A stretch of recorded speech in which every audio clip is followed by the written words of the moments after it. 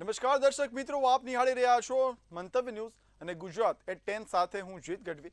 સમાચારની શરૂઆત કરીશું મહત્વના સમાચાર રાજકોટથી મળી આવ્યા છે। સાધુ વસાવણી રોડ પર સામૂહિક આપઘાતનો પ્રયાસ સામે આવ્યો છે। એક જ પરિવારના 3 સભ્યોએ આપઘાતનો પ્રયાસ કર્યો છે। સ્મિતાબેન કક્કરનું સારવાર દરમિયાન મોત થયું છે। દિલીપભાઈ કક્કર અને અન્ય એકની હાલ સારવાર ચાલુ છે। વ્યાજના ચક્રવ્યૂહમાં ફસાયા હોવાની પ્રાથમિક માહિતી પણ સામે આવી રહી છે। મૃતકના પતિ નિવૃત્ત સરકારી કર્મચારી હોવાનું સામે આવ્યું છે। હવે સમગ્ર મામલે પોલીસે તપાસ હાથ ધરી છે।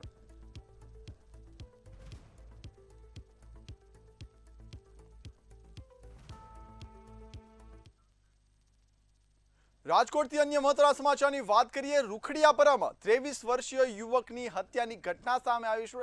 ચા પીવા બોલાવી મિત્રએ ઢોરમાર માર્યાનો આરોપ પણ સામે આવ્યો છે। મિત્રને ઢોરમાર મારી ગંભીર હાલતમાં છોડી જે હુમલાખોરો હતા તે ફરાર થયા હતા। સારવાર દરમિયાન ઉમંગ જાખેલિયાનું મોત નીપજ્યું છે। ઘટનાથી રૂખડિયાપરા વિસ્તારમાં ચકચાર મચ્યો છે। પોલીસે સમગ્ર મામલે તપાસ શરૂ કરી છે।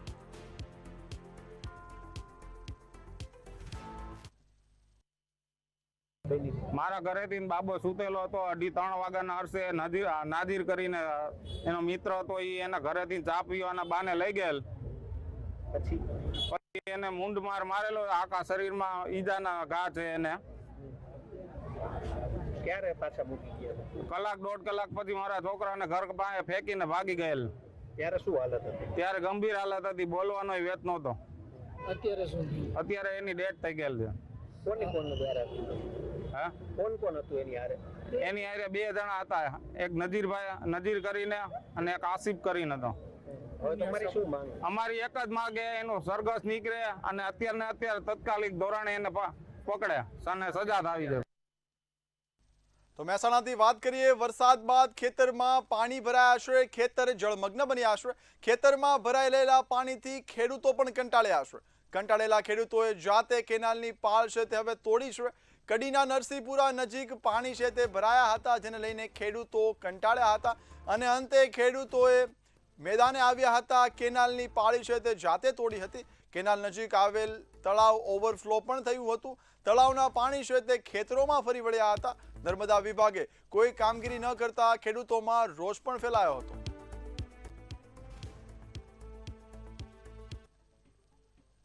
વરસાદ પુષ્કળ પડવાથી અને વધતા કડીના કેનાલમાંથી કડીનું પાણી આવવાથી જે અમારું તળાવ છે 40-50 વીઘાનું, એમાંથી પાણી ઓવરફ્લો થયું અને જવાનો માર્ગ નહીં, કેનાલની બંને બાજુની ગટરો બુરાઈ ગઈ છે। એટલે એ પાણી ખેતરમાં પડવાથી અત્યારે હાલ ખેતરોમાં ઢેચણ હમાણા પાણી કપાની અંદર ભરેલા છે અને લોકોને એરંડા, મરચી, ટામેટી બધું સાફ થઈ ગયું છે। કેવી પરિસ્થિતિ, કેટલું નુકસાન કેટલું છે? નુકસાનો તો સાહેબ વાત જ આંકડો જ નહીં ન થાય એવું। નુકસાનીમાં તો સાહેબ 50 લાખથી કરોડો રૂપિયાનું નુકસાન। હવે નજર કરીશું અન્ય સમાચાર પર। રાજ્યમાં અપર એર સર્ક્યુલેશન સહિત કુલ 5 સિસ્ટમ સક્રિય થતા આગામી 30 જુલાઈ સુધી વરસાદી માહોલ યથાવત રહેશે। હવામાન વિભાગ દ્વારા બનાસકાંઠા, વાવ-થરાદ, પાટણ, મહેસાણા જિલ્લામાં યલો એલર્ટ જારી કરવામાં આવ્યું છે। આ સિવાય અનેક જિલ્લાઓમાં ભારેથી અતિ ભારે વરસાદ પડવાની સંભાવના વ્યક્ત કરવામાં આવી છે। આ સિસ્ટમને પગલે દરિયા કિનારા વિસ્તારોમાં ભારે પવન ફૂંકાવાની શક્યતા છે, જેથી માછીમારોને દરિયો ન ખેડવાની સૂચના પણ આપવામાં આવી છે। जो फोरकास्ट है आने वाला अगले 7 दिन के लिए बेस्ड ऑन दी आज का जो वेदर सिस्टम है पहले बता देते हैं। तो गहरा आपका north west Bay of Bengal और adjoining areas of West Bengal north Odisha के पास बने हुए हैं। ये इसका जो मूवमेंट है स्लो है, 3 किलोमीटर प्रति घंटा के साथ ये लास्ट 6 आवर में इसका मूवमेंट था। इसका जो likely to cross West Bengal को वेस्ट बंगाल एंड ओडिशा, उत्तर Odisha coast between Balasore and Canning, और इसका जो मूवमेंट रहेगा उत्तर पश्चिम दिशा में इसका मूवमेंट रहेगा। અમદાવાદના બોપલ વિસ્તારમાં ઘૂંટણસમાં પાણી ભરાતા સ્થાનિકો પરેશાનીમાં મુકાયા છે। તો શું છે સમગ્ર અહેવાલ, આવો જોઈએ। અમદાવાદના બોપલમાં આવેલી શ્રી શુભ સોસાયટીમાં છેલ્લા 48 કલાકથી ઘૂંટણસમાં પાણી ભરાયા છે। વરસાદી પાણીની સાથે ગટરના ગંદા પાણી મિક્સ થઈ જતા લોકોને ભારે હાલાકીનો સામનો કરવો પડી રહ્યો છે. સ્થાનિકોનો આક્ષેપ છે કે છેલ્લા 3 દિવસથી તંત્ર દ્વારા કોઈ જ મદદ મળી નથી. તંત્ર દ્વારા કોઈ જ મદદ ન મળતા કંટાળીને રહીશોને સ્વખર્ચે પાણી ખેંચવાનો પંપ મંગાવવાની ફરજ પડી. વહીવટી તંત્રની ઘોર બેદરકારી સામે સ્થાનિકોમાં ભારે રોષ જોવા મળી રહ્યો છે. સતત વરસી રહેલા અવિરત વરસાદના કારણે બોપલની સરકારી પ્રાથમિક શાળામાં પણ ઘૂંટણસમાં પાણી ભરાઈ ગયા છે. શાળાના મેદાનથી લઈને વર્ગખંડો સુધી પાણી ફરી વળતા શાળા પ્રશાસન દ્વારા રજા જાહેર કરવામાં આવી.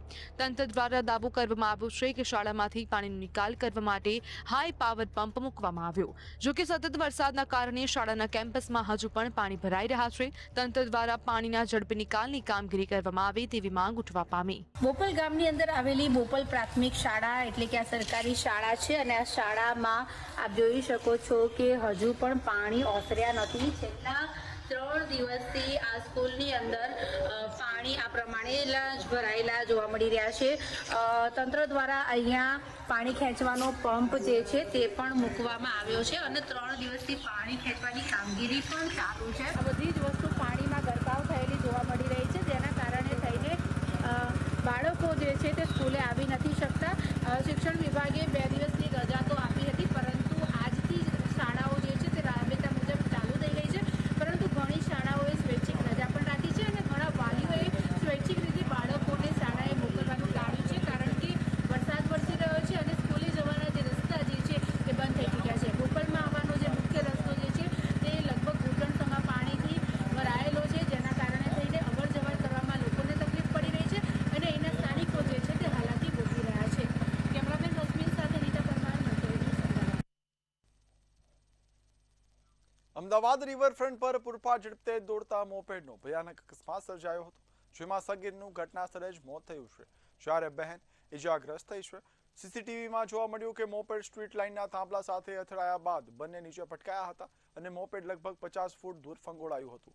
પાલડીના સગીર ભાઈ બહેન નવરંગપુરાથી પરત ફરી રહ્યા હતા ત્યારે આ અકસ્માત સર્જાયો હતો. પોલીસે લાયસન્સ, વાહન માલિકી સહિતના મુદ્દે તપાસ શરૂ કરી છે.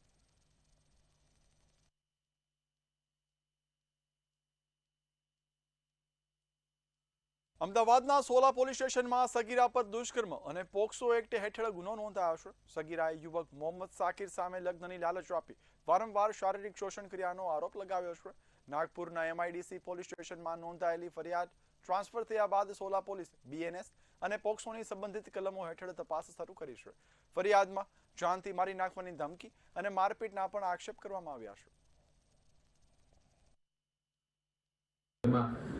બનાવની વિગત એવી છે કે એક 16.5 વર્ષની દીકરી ગોતા વિસ્તારમાં રૂમ ભાડે રાખી રહેતી. ત્યાં તેના વતનનો એક પરિચિત યુવક તેનો ટેલિફોનિક સંપર્ક કરી તેની રૂમે આવી તેને લગ્ન કરવાનો વાયદો કરી તેની સાથે શરીર સંબંધ બાંધેલ. ત્યારબાદ અવારનવાર તેની સાથે આ જ રીતે તેની સાથે શરીર સંબંધ બાંધેલ.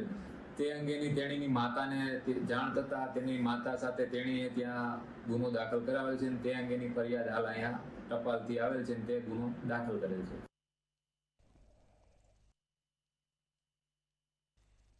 અમદાવાદની સાણંદ GIDCમાં વરસાદના કારણે જળબંબાકારની સ્થિતિ સર્જાઈ છે. દર વર્ષે પાણી ભરાવાની સમસ્યાને કાયમી ઉકેલ ન આવતા ઉદ્યોગકારોમાં ભારે રોષ જોવા મળી રહ્યો છે. ઉદ્યોગકારોનો આક્ષેપ છે કે તંત્રની બેદરકારીના લીધે ₹100 કરોડથી વધુનું નુકસાન થયું છે. રોષે ભરાયેલા ઉદ્યોગકારોએ ચીમકી આપી છે કે જો તાત્કાલિક ધોરણે પાણીના નિકાલની યોગ્ય વ્યવસ્થા કરવામાં નહીં આવે તો આગામી દિવસોમાં ઉગ્ર આંદોલન કરવામાં આવશે. હાલ ઉદ્યોગકારો તાત્કાલિક ધોરણે પાણીનો નિકાલ વહેલી તકે થાય તેવી માંગ કરી રહ્યા છે. 2 દિવસ પહેલા જે વધારે વરસાદ થયો અને એની જે તકલીફ ઊભી થઈ છે એમાં સાણંદની અંદર 50 જેટલી ઇન્ડસ્ટ્રીઓ બંધ થઈ ગઈ છે. પાવર સપ્લાય છેલ્લા 6 દિવસથી નથી અને અહીં 10 ઇન્ડસ્ટ્રી એવી છે કે જેમાં પાણી પણ ભરાઈ ગયા છે, ઉતરી ગયા છે, પરંતુ પાવર જે સાઈડની સ્ટેન્ડમાં વોટર લોગિંગ થયેલું છે એના લીધે ચાલુ કરી શકાતો નથી અને ઇન્ડસ્ટ્રી હજી પણ એ બંધ છે.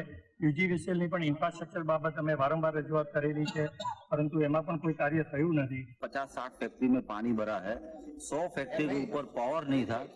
सबसे बड़े प्रॉब्लम की बात यह है कि यहाँ के जो अधिकारी हैं, चाहे वो UGVCL वाले हो या GIDC वाले हो, कमिटमेंट देते हैं, प्रॉमिस करते हैं, लेकिन ऑन द ग्राउंड एक्शन कुछ भी नहीं हो रहा है। लाखों करोड़ों का लॉस हो रहा है। छोटी बड़ी कंपनी अपना कारोबार चलाने के लिए जनरेटर का उपयोग कर रहे हैं।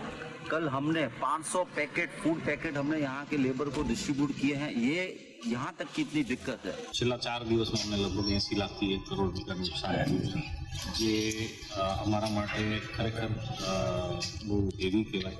અને આજે અહીંયા છેલ્લા 4 દિવસથી પાવર નથી, પાણીના વોટર લોગિંગ છે. મારી સ્ટાફ બસો અમદાવાદથી આવે છે, પણ અમે લોકો એને મેનેજ નથી કરી શકતા. લગભગ અને આ દર વર્ષનો પ્રશ્ન છે. વડોદરામાં વિશ્વામિત્રી નદીના પાણી ઓસરતા અકોટા બ્રિજ નજીક મોટી સંખ્યામાં મગરો જોવા મળ્યા હતા. મગરોને જોવા માટે સહેલાણીઓની ભીડ ઉમટી પડતા બ્રિજ પર વાહન વ્યવહાર પણ પ્રભાવિત થયો હતો. પૂર બાદ મગરો રહેણાંક વિસ્તારો તરફ આવવાની આશંકાને પગલે વન વિભાગે લોકોને નદી કાંઠે ન જવા અને મગર દેખાય તો તાત્કાલિક જાણ કરવાની અપીલ કરી છે.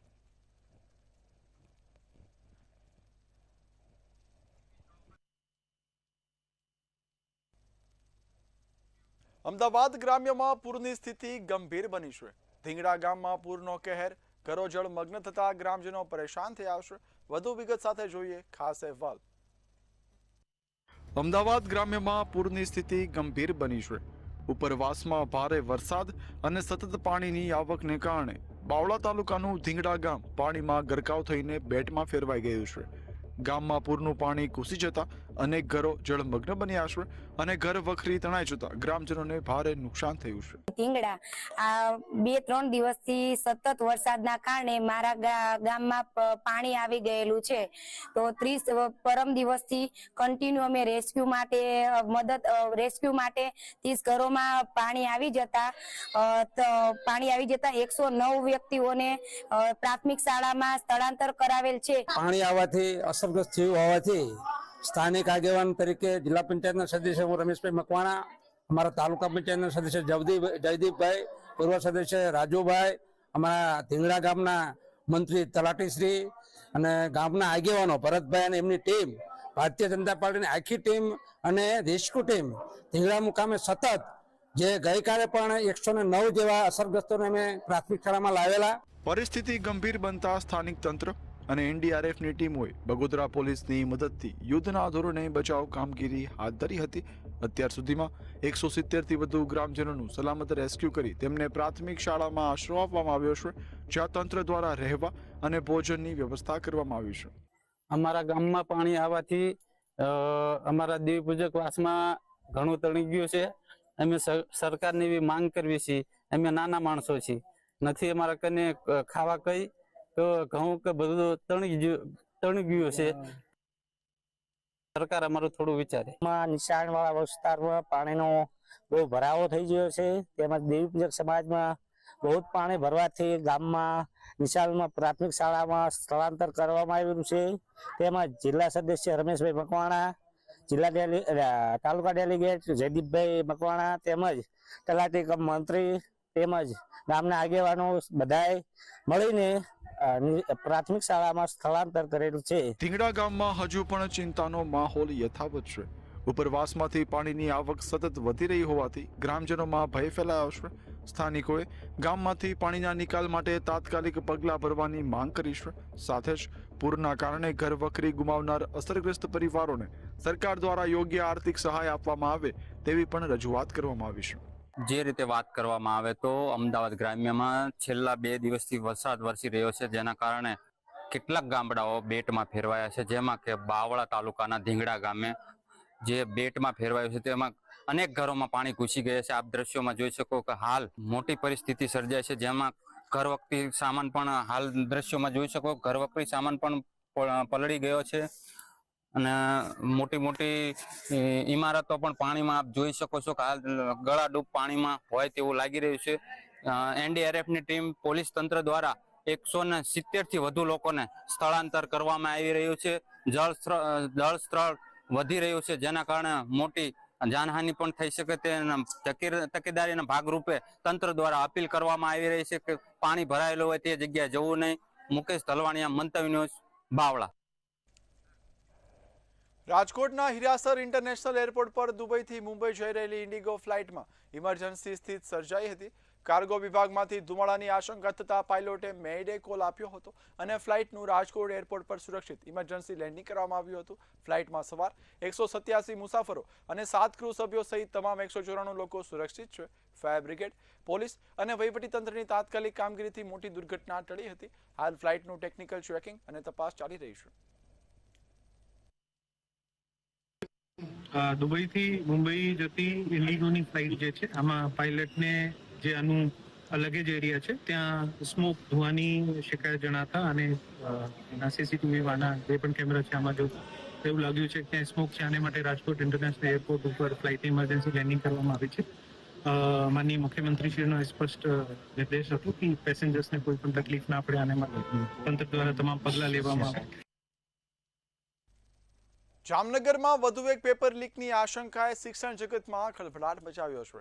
ગુજરાત આયુર્વેદ યુનિવર્સિટીની BAMS વર્ષ 3ની શલ્યતંત્ર એક વિષયની પરીક્ષા પહેલા સોશિયલ મીડિયામાં વાયરલ થયેલા પ્રશ્નોમાંથી 12માંથી 11 પ્રશ્નો પરીક્ષામાં પૂછાયા હોવાનો દાવો સામે આવ્યો છે.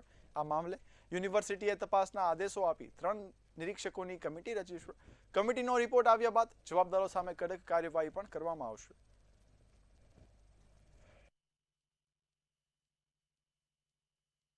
વાસ્તવિક સ્થિતિ એવી છે કે 20 જુલાઈના રોજ મને યુનિવર્સિટી દ્વારા સ્કોરની જવાબદારી આપે અને હું જે તે કોલેજ ખાતે ગયેલ. બપોર બાદ ત્યાંના ફેકલ્ટી દ્વારા મારું ધ્યાન ગયું કે આવી રીતે વોટ્સઅપ મીડિયામાં છે વિગતો કરી રહી છે મુદ્દાઓની. એમને ધ્યાન દોર્યું અને મારા દ્વારા એ મુદ્દાઓની ચકાસણી કરી અને મેં જે તે સમયે સંબંધિત અમારી જે યુનિવર્સિટીની પરીક્ષાની ઓથોરિટી છે એટલે કંટ્રોલ ઓફ એક્ઝામિનેશન એમને ત્યારે તરત જાણ કરી કે આ બાબતો ધ્યાને આવે છે. તારીખના રોજ ગુજરાત આયુર્વેદ યુનિવર્સિટીના એક કોલેજમાં શલ્યતંત્ર વિશેનું એક્ઝામ હતું, પેપર હતું. ત્યાં મોકલેલા એક સ્કોડના અધિકારી દ્વારા પેપર પૂર્ણ થયા બાદ અમે જાણ કરવામાં આવી કે ભાઈ સોશિયલ મીડિયા ઉપર આ પેપર ફેલતું થયું છે, પસાર થયું છે. હવે આ જોવાની વિષય છે કે ભાઈ એક કોલેજની અંદર થયું, એક્ઝામ પહેલા થયું છે કે એક્ઝામ પછી થયું છે. ચોક્કસ આના સંદર્ભમાં આજે થોડી પ્રાથમિક માહિતી મળી છે અને જામનગર આયુર્વેદિક યુનિવર્સિટીમાં શલ્ય વિભાગનું પેપર ફૂટ્યું હોય એવી પ્રાથમિક માહિતી છે અને ત્યાંના ડાયરેક્ટરશ્રીએ પણ આની તપાસ કરવા માટેની ખાતરી આપી છે. પરંતુ ગુજરાત સરકાર દ્વારા 2023માં જ આ પ્રકારની કોઈ પણ ઘટના પછી એ પેપર કાઢનાર પ્રોફેસર હોય કે યુનિવર્સિટીના કોઈ કર્મચારી હોય કે કોઈ પણ વિદ્યાર્થી હોય એની સામે કડકમાં કડક કાર્યવાહી થઈ શકે એ પ્રકારનો ગુજરાતમાં કાયદો બનેલો છે.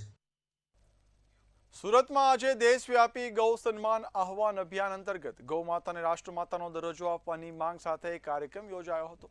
વિવિધ ધર્મ સંપ્રદાયોના સાધુ સંતો કલેક્ટરને આવેદનપત્ર અને સંમતિપત્ર સુપ્રત કરશે. કોઈ નારેબાજી વિના માત્ર જય શ્રી રામના નારા સાથે શાંતિપૂર્ણ રજૂઆત થશે.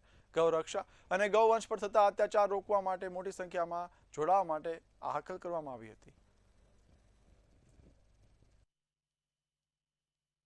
ગૌ માતા રાષ્ટ્રમાતા ઘોષિત કરવા માટે જસપુરમાં મોટી સંખ્યામાં ગૌ સેવક છે જે કલેક્ટર કચેરી પહોંચ્યા છે. સાધુ સંતોને અહેવાલ પાસે સાધુ સંતો પણ પહોંચ્યા છે. ખાસ કરીને જોડે વાત કરીશું જે હિસાબે મહારાજ શું કહેશો, જે હિસાબે ગૌ માતા અને રાષ્ટ્રમાતા માટે મોટી संख्या में लोग यहाँ पहुंचा है. सारे जो ये लाखों की संख्या में भीड़ आई है ये 3 विशेष मांगों को लेके आई है कि संपूर्ण भारत में गौहत्या समाप्त हो, गौ माता को राष्ट्रमाता का अथवा कोई उचित गौरवमयी सम्मान मिले और संपूर्ण भारत में समान रूप से गौ माता की सेवा के लिए केंद्रीय नीति बने. गाय माता को पशु सूची से बाहर निकाल करके पृथक गौपालन मंत्रालय बने और साथ ही साथ चारा नीति, गोचर बोर्ड, गो आधारित कृषि, गो आधारित शिक्षा जैसी पद्धतियों को लागू कर पुनः भारत को समृद्ध बनाना और गौ माता को सुखी बनाना इस अभियान का मुख्य लक्ष्य है. બિલકુલ મહારાજ જોડે પણ વાત કરશું. મહારાજ શું કહેશો જે હિસાબે ગૌ માતા રાષ્ટ્રમાતા માટે મોટી સંખ્યામાં ગૌ સેવકો હાજર થયા છે, કલેક્ટરને આવેદનપત્ર આપવા શું આખી રજૂઆત છે? जो पूज्य स्वामी गोपालानंद जी ने जो बात कही है वही 3 मांगे सरकार तक पहुंचाने के लिए ये गौ सम्मान आह्वान अभियान पूरे राष्ट्र में समायोजित हो रहा है।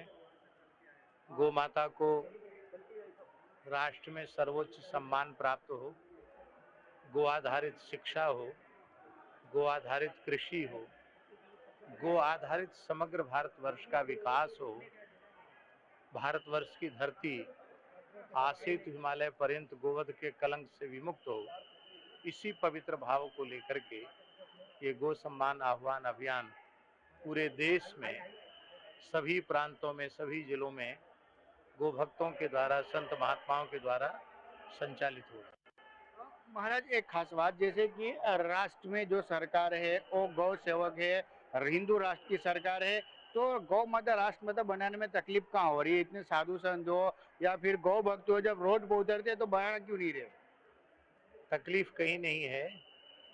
हिंदू संगठित हुए हैं, साधु संत संगठित हुए हैं और अपनी मांग सरकार के आगे प्रस्तुत की है, तो हमें विश्वास है कि राष्ट्रवादी विचारधारा की यह सरकार अवश्य ही गोभक्तों के भाव का सम्मान करते हुए भारतवर्ष की धरती को गोवध के कलंक से मुक्त करे।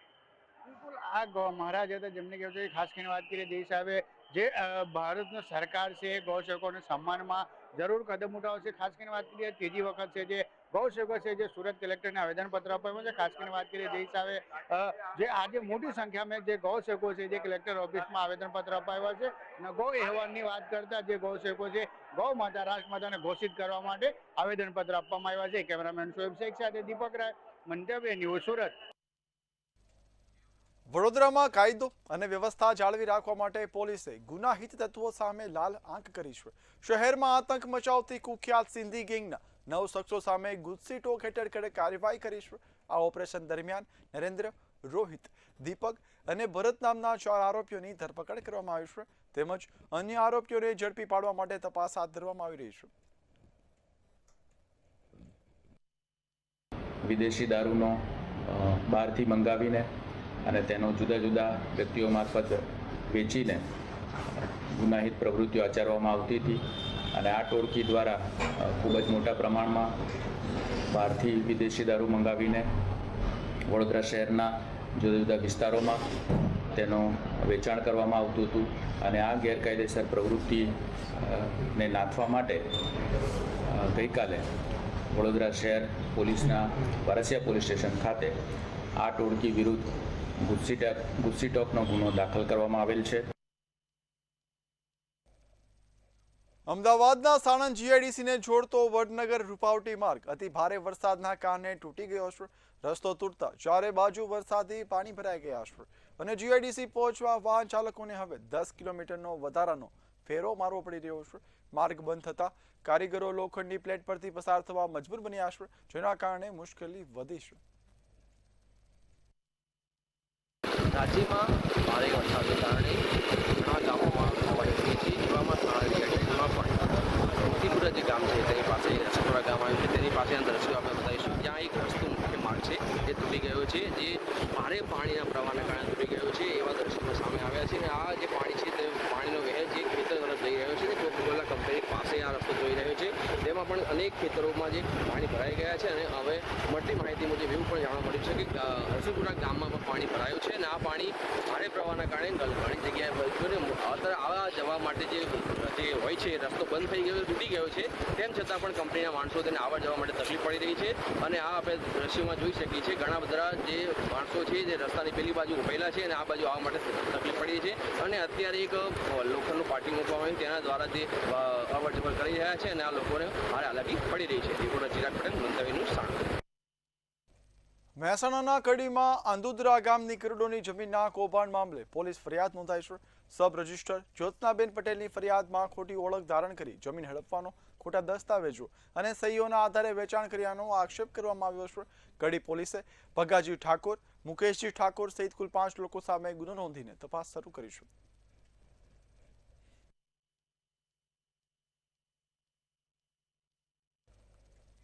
શિપ બિલ્ડિંગ પોલિસી 2036ની જાહેરાતને લઈ મંત્રી અર્જુન મોઢવાડિયાએ જણાવ્યું કે આ પોલિસી ગુજરાતના દરિયાઈ ઉદ્યોગને નવી દિશા આપશે। 3300 કરોડ રૂપિયા જેટલી જે મરીન ફેસિલિટી ઊભી થશે અને એ ઉપરાંત જે પ્રાઇવેટ મૂડીરોકાણ કરવાના છે એ 23,700 કરોડ રૂપિયા જેટલું મૂડીરોકાણ કરવાના છે. એટલે માત્ર એક જ જગ્યાએ 27,000 કરોડ જેટલું મૂડીરોકાણ આ ship building mega ship building park છે એની અંદર થવાનું છે. અને એને કારણે ગુજરાતને એ વિશ્વના શિપ બિલ્ડિંગના નકશાની અંદર સ્થાન મળશે અને સાથે સાથે પોરબંદર અને આસપાસના જે વિસ્તારો છે એ વિકાસની હરણફાળ ભરશે. મુખ્યમંત્રી ભૂપેન્દ્ર પટેલે ગુજરાત શિપ બિલ્ડિંગ અને રિપેર પોલિસી 2026ના લોન્ચ કરી છે. આ નીતિ હેઠળ ગુજરાતને દેશનું અગ્રણી શિપ બિલ્ડિંગ અને રિપેર હબ બનાવવાનો રોડમેપ તૈયાર કરવામાં આવ્યો છે. પોરબંદરના કુચડી ખાતે મેગા ગ્રીનફિલ્ડ શિપ બિલ્ડિંગ ક્લસ્ટરને કેન્દ્ર મંજૂરી મળી છે, જેમાં રૂપિયા 27,000 કરોડથી વધુના રોકાણની સંભાવના છે. વિશ્વસ્તરીય શિપયાર્ડ, મરીન ઇક્વિપમેન્ટ ક્લસ્ટર અને R&D સેન્ટરો વિકસાવવામાં આવશે. ગ્રીન અને સ્માર્ટ શિપયાર્ડને પ્રોત્સાહન સાથે મૂડી સહાય, વ્યાજ સહાય અને સ્ટેમ્પ ડ્યુટી રિફંડ જેવી સુવિધાઓ મળશે. રાજ્યની શિપ બિલ્ડિંગ ક્ષમતા વધારવા અને 5 લાખથી વધુ લોકોને તાલીમ આપવાનો લક્ષ્યાંક છે.